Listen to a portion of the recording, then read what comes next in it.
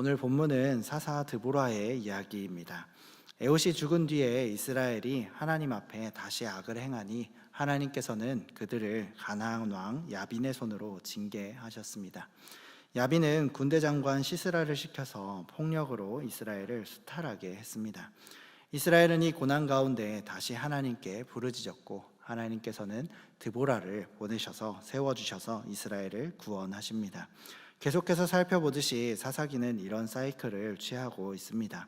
그런데 우리가 지난번에 살펴봤던 에웃의 이야기를 볼 때에도 하나님께서는 쓰셨던 그 회초리, 그 다른 나라를 치우는 데에 관심은 없으십니다.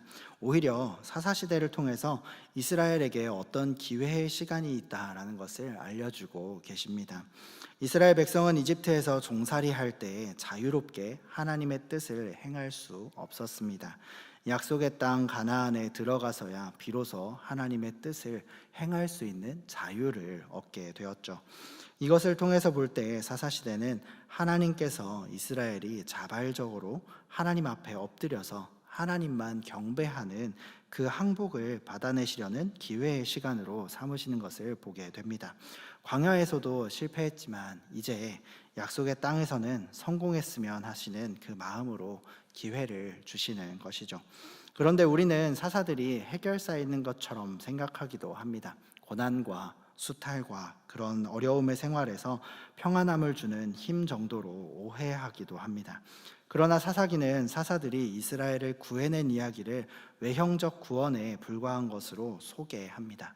왜냐하면 사사기를 통해서 볼 때 사사들의 구원으로 인해서 이스라엘 백성들이 영적으로 부흥하거나 스스로 하나님께로 돌이켜서 하나님께 회개했다라는 기록 또는 신앙의 진보를 이루었다라는 기록이 없기 때문입니다. 드보라의 이야기는 4장과 5장의 긴 본문을 사용하는 것을 볼 때 중요한 이야기라고 볼 수 있습니다. 그리고 드보라가 뛰어난 사사라는 것도 알 수 있습니다. 그런데 참 희한한 것은 믿음의 위인들을 열거한 그 히브리서 11장에는 드보라가 아니라 바락이 기록되어 있습니다. 히브리서 11장은 우리가 별명으로 믿음장이라고도 하죠. 여기서 믿음은 뭘 이루는 방편이 아니라 궁극적인 것과 관련이 있음을 설명합니다.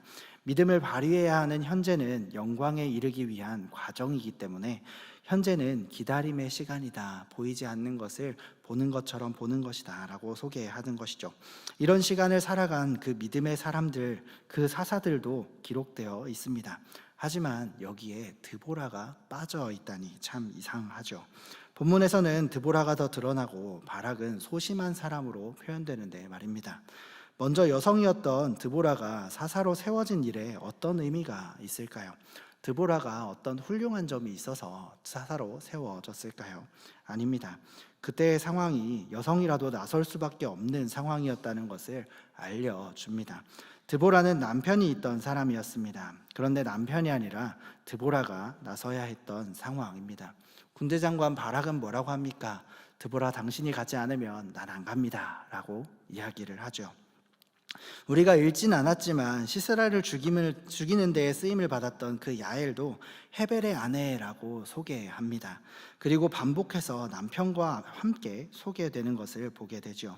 이런 이야기를 볼 때에 우리는 바로 이런 생각이 듭니다. 야, 남편 뭐 하고 있냐 라고 생각을 하게 되는 거죠. 남편이 있는데 남편은 그 당시에 가부장적 사회였기 때문에 남자들이 여자를 보호하는 게 당연한데 보호받아야 할 이 여성들이 전선에 뛰어들어야 되는 참 희한한 상황이기 때문입니다. 그 최전선까지 내몰리는 그 상황까지 간 것을 보게 되는 것이죠. 그리고 보호받아야 할 사람들이 나라를 구하는 일에 쓰임을 받습니다. 이게 드보라의 이야기입니다. 이것은 시편 8편 1절과 2절을 생각나게 하는데요. 1절은 주의 이름의 위엄과 영광을 찬양하고 2절에서는 대적들에 맞서서 싸울 자로 하나님께서 어린아이들과 젖먹이들을 세우십니다. 이들은 아무 능력이 없는 존재들이죠. 보호가 가장 필요한 부류들의 상징입니다. 그런데 하나님께서는 이들을 통해서 하나님의 권능을 세우신다라고 말씀합니다. 이게 오늘 드보라의 이야기를 통해서 하나님께서 드러내시고자 하는 말씀입니다. 하나님께서는 하나님의 백성에게 원하시는 것이 이방인들 위에 군림하는 것이 아니었습니다. 이스라엘을 향한 하나님의 뜻은 율법을 지켜서 공의와 평화가 있는 나라를, 하나님의 나라를 건설하는 것이었습니다.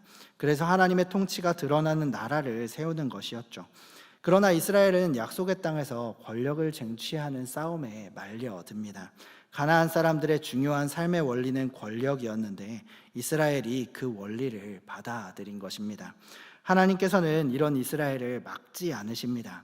이게 답이 아니라는 것을 이스라엘이 이길 수 없는 현실을 만나게 하심으로 이스라엘에게 깨닫게 하십니다.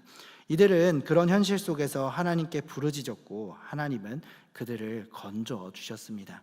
이스라엘은 이 과정 속에서 하나님의 뜻을 알지 못했고 그 결과 전쟁이 없어지면 또 권력을 추구하면서 가나안 사람들과 동화되는 것을 보게 됩니다. 그리고 신앙의 부패를 거듭하는 것을 보게 됩니다. 가나안과의 이스라엘이 추구했던 그 권력이 무엇일까요? 바로 강제력입니다. 경쟁자를 무너뜨리고 약탈해서 내 것으로 삼는 것이죠. 하나님께서 추구하시는 바와는 분명히 다른 길입니다. 이것을 명확히 알 수 있는 신약의 사건이 바로 예수님께서 마귀에게 시험을 받으신 사건 중에 하나입니다. 세 가지 시험 중에 하나는 이제 마귀가 높은 산에 데려가서 자신에게 절하면 모든 것을 주겠다라고 말을 하죠. 예수님께서는 권력 싸움으로 가지 않겠다라고 답을 하시면서 세상 권력으로 쟁취하는 나라는 하나님의 나라가 아니라는 것을 그 시험에서 이김으로 보여주셨습니다. 하나님께서는 우리 모두가 하나님을 경배하기를 원하십니다. 하나님을 경배하는 것은 세상이 권력을 숭배하는 것과 극명하게 대조가 됩니다. 사사기는 하나님께서 일하시는 그 방식을 보여주시는데요. 우리가 하나님께서 누구신지 그리고 우리에게 무엇을 요구하시는지를 알게 하십니다. 사사기 내내 이스라엘은 상황을 교체해달라고 계속 부르짖습니다. 그리고 하나님께서는 응답해 주시면서 상황을 바꾸어 주십니다. 시간도 주시고 기회도 주셨습니다. 사사시대의 이스라엘을 보면서 끝까지 못하는 백성으로 판단하고 우리가 외면하는 것은 그렇게 끝날 일이 아닙니다. 하나님께서 사사기를 통해서 질문하시는 것에 답을 해야 합니다. 예수님께서 마태복음 11장에 많은 기적을 행하신 그 벳세다와 고라신을 책망하시는 말씀을 생각하게 되는데요. 그들은 예수님을 믿기를 거절하고 권력과 능력을 추구했기 때문입니다. 기적의 그 효과만을 추구했기 때문이죠. 그들을 책망하신 후에 예수님께서는 그들을 보며 너희는 권력욕밖에 없다. 자신의 정체성과 지위를 강제력으로 밖에 확인할 줄 모른다라고 판단을 해주십니다. 그러나 하나님께서는 수고하고 무거운 짐진 자들아, 또 싸우고 이기고 부수고 약탈해서 채우려고 하는 자들아, 이제 그만하고 다 내게로 오라라고 말씀하십니다. 예수님께서 쉼을 주시겠다고 말이죠. 내 안에 거하라. 나를 믿고 와서 내가 걷는 그 길, 내가 보이는 그 증거를 보아라라고 말입니다. 하나님을 믿는 자의 정체성과 지위는 여기에 있습니다. 우리가 누리는 힘은 다른 사람을 격파하고 또 탈취해서 얻은 힘에서 나오는 것이 아닙니다. 우리는 하나님께서 무한히 생산하시는 그 힘, 그분의 은혜와 능력, 복과 정의, 평화로 채워지는 하나님의 힘으로 살아갑니다. 시편 8편에서 말씀하셨듯이 주의 이름과 주의 영광이 온 땅에 충만하고 그 이름과 영광은 하나님만이 행하실 수 있는 창조와 부활의 권능으로 나타납니다. 또 어린아이와 젖먹이의 입으로 세우시는 권능입니다.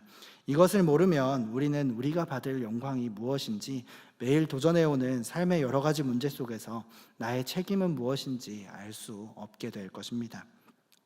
사사기와 성경에서 나타나는 하나님의 목적은 예수님 안에서 온전히 드러났습니다. 예수님께서는 요한복음 16장에서 하나님이 누구신지 우리는 누구인지 말씀하십니다. 신자의 정체성은 하나님의 사랑을 받는 자녀라는 지위입니다. 하나님을 제외하면 우리의 정체성을 설명할 수 있는 길은 없습니다. 하나님이 없는 인간은 허무함밖에 남지 않기 때문입니다. 하나님께서 우리를 끌어안으셔야 우리의 지위가 견고해지고 또 실제하게 됩니다. 하나님께서는 예수님을 시간과 공간 속에 그리고 한 육체 속에 보내셔서 예수님을 통해서 하나님께서 누구시고 어떤 일을 하시는지 구체적으로 보여주셨습니다. 예수님만이 길이시고 진리시고 생명이십니다. 예수님께서는 우리를 위해서 십자가에서 죽으셨고 다시 살아나셔서 승천하셨습니다. 그리고 성령 하나님을 보내주셨습니다. 성령 하나님께서 오신 것이 증거하시는 가장 분명한 사실은 예수님의 부재입니다. 그리고 지금 여기 계시지 않다는 것은 원래 계셨다는 것을 전제하고, 또 지금 여기 계시지 않는 이유는 세상이 예수님을 죽여서 쫓아냈기 때문입니다. 요한복음 16장 9절은 예수님을 믿지 않는 것이 죄라고 말합니다. 흔히 우리는 세상적인 범죄를 죄라고 생각하지만 예수님은 세상의 논리를 따른다고 예수님의 논리를 따르지 않는 것을 죄라고 말씀하십니다.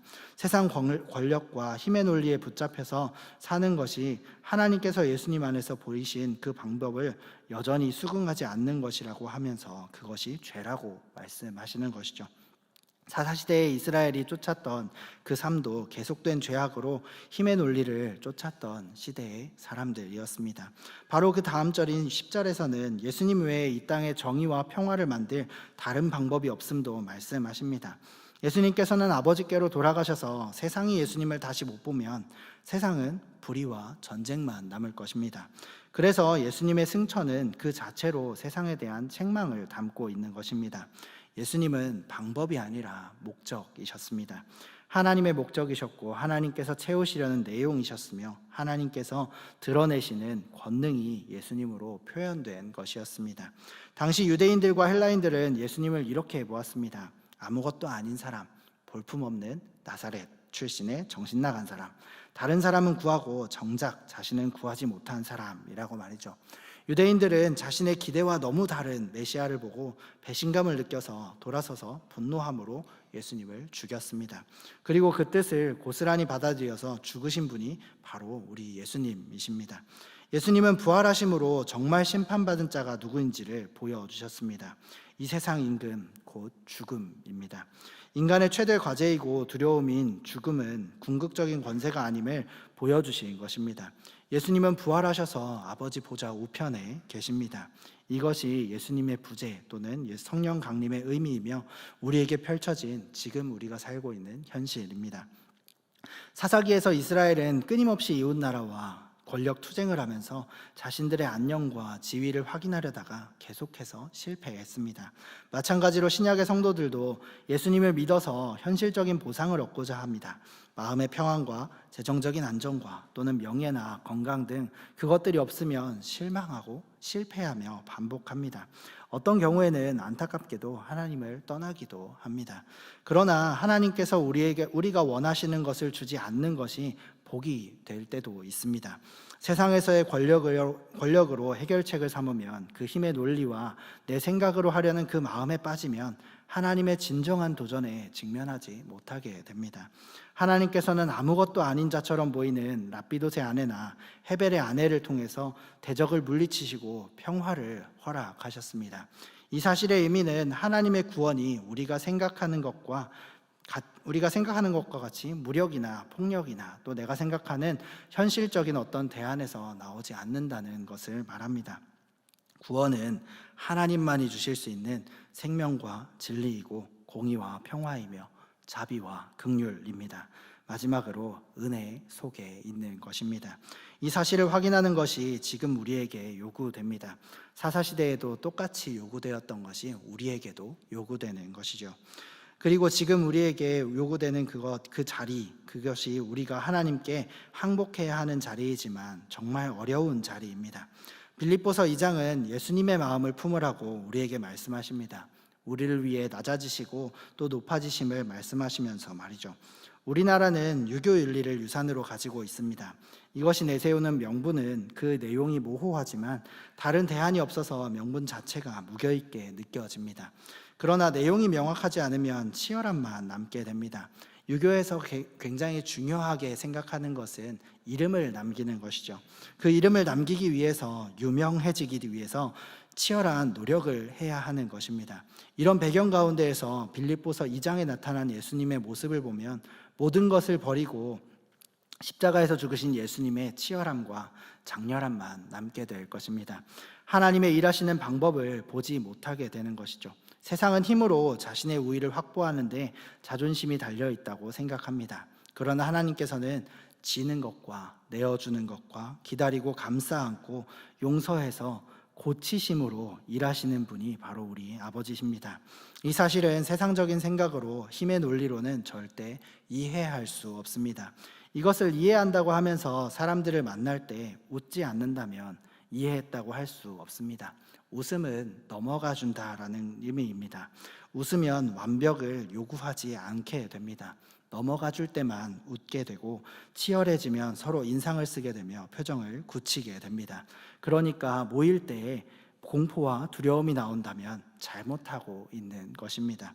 성경은 그렇게 살벌한 삶을 권면하지 않습니다. 하나님의 사랑과 웃음을 빼앗으려는 거짓된 것에 대한 분노가 성경에서 말하는 심판입니다. 누가 우리의 자녀를 건들면 화가 나죠. 이 분노는 보복의 목적에 있는 게 아니라 자녀를 보호하는 데 있습니다. 성경의 심판과 진노는 언제나 우리를 하나님께서 보호하기 위한 분노이십니다. 내 자녀들에게 손대지 말고 내 백성을 유혹하지 말라는 뜻의 분노이지 어디 너희가 얼마나 잘하나 보자 하시는 하나님의 경고가 아닙니다. 하나님은 마지막이야 라고 말씀하시면서 우리를 공포로 내모시는 분이 아닙니다. 그러면 예수님의 낮아지심과 높아지심은 우리가 어떻게 읽어야 할까요? 하나님은 하나님의 영광을 예수님의 죽으심으로 드러내기를 기뻐하셨습니다. 또 자신을 예수님의 죽으심으로 증거하시기를 가장 즐거워하셨습니다. 용서하시고 져주시는 분이십니다. 하나님의 이런 모습에 동의가 안 된다면 기독교를 모르는 것과 같습니다. 예수님이라는 그 이름을 써서 권력을 가지고 안심하고 싶어하면 사사시대의 이스라엘의 모습에서 벗어나지 못하는 것입니다. 사사시대의 가르침은 어떻게 우리의 삶에 실제로 적용될까요? 아무것도 아닌 것 같은 우리의 존재가 매우 중요하다는 사실을 알아야 합니다. 예수님께서 이 땅에 오셨던 것처럼 우리도 아무것도 아닌 모습으로 존재합니다. 우리는 누구의 아내에 불과하고 성경이 여인을 누구의 아내로 표현하는 그 수사학적인 표현을 우리가 이해해야 합니다. 보통 성경에서 여자들은 이름이 잊힌 채로 살았습니다. 누구의 엄마 또는 누구의 아내로 불립니다. 이 말은 누군가의 보호 아래 있다는 것을 뜻합니다. 아무 힘도 없는 존재라서 누군가 보호해줘야 되는 게 아니라 자기가 자신을 다 책임질 필요가 없는 보호를 받아야 하는 존재라는 점입니다. 그가 보호받는 그 보호가 충분해야 함도 깔려 있는 것입니다. 하나님께서는 우리가 하나님을 아버지라고 부를 때 그 순간 아버지로서의 모든 책임을 기꺼이 받아들이십니다. 그래서 우리가 하나님의 자녀라고 불리는 것은 아버지 되신 하나님의 보호를 언제나 받아야 한다는 것을 의미합니다. 하지만 우리는 이렇게 기도할 때가 있죠. 하나님, 제가 다시 하나님을 찾아오지 않도록 제가 지금 겪고 있는 이 모든 문제들을 해결해 주십시오 라고 말입니다. 그리고 이 기도에 응답해 주세요 라고 말이죠. 우리는 내 인생이 아무것도 아닌 존재로 아무것도 아닌 순간을 지나는 것에 대해서 늘 불안해하고 못마땅해 합니다. 그래서 신앙생활에 오늘이 없게 되는 것이죠. 지금보다 더 낫게, 더 나은 지위 또는 명분을 갖기 위해서 권력을 추구하는 것 외에 남는 것이 없는 존재로 살아가기도 합니다. 그러면서 우리는 마치 양보하듯이 이렇게 기도합니다. 하나님, 저는 사심이 없습니다. 저는 다 하나님의 뜻대로 생각하는 것이고요. 저는 욕심이 없어요. 요만큼만 이루어 주시면 감사하겠습니다 라고 말이죠.